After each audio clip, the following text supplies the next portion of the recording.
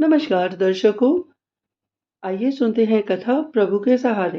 एक बार एक राजा नगर भ्रमण को गया, तो रास्ते में राजा ने देखा कि एक छोटा सा बच्चा माटी से ही खिलौना बना रहा था, किंतु वह उसके कान में कुछ कहता और उस खिलौने को तोड़कर वापस माटी में मिला देता।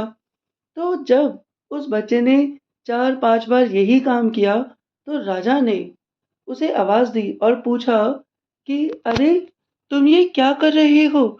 तुम बार-बार माटी से एक छोटा-सा खिलौना बनाते हो और उस पुतले के कान में कुछ पूछते हो और फिर उसे वापस माटी में क्यों मिलाए जा रहे हो?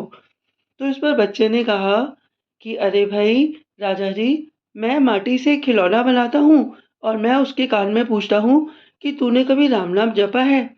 तो वह कुछ बोलता ही नहीं है, तो फिर मैं उसको वापस माटी में मिला देता हूँ।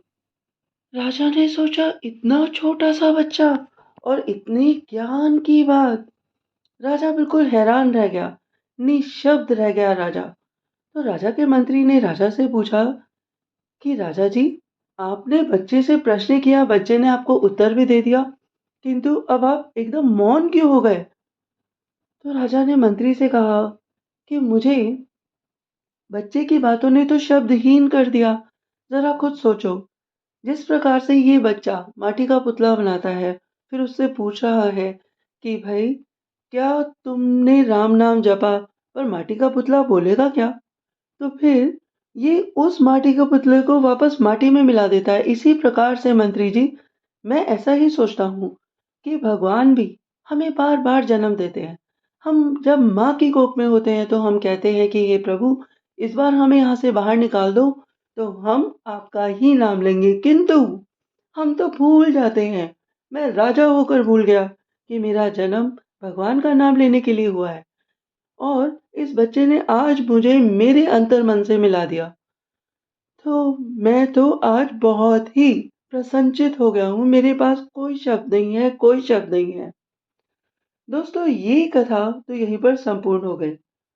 कथा का भाव केवल इतना ही था कि हम लोग सब कुछ जानते समझते हुए भी बेकार के विषय विकारों में उलझकर परमात्मा को भुलाए बैठे हैं, जो हमारे पल पल रक्षा कर रहे हैं। उस प्यारे भगवान को भुलाए बैठे हैं, जो हमें श्वास दे रहे हैं।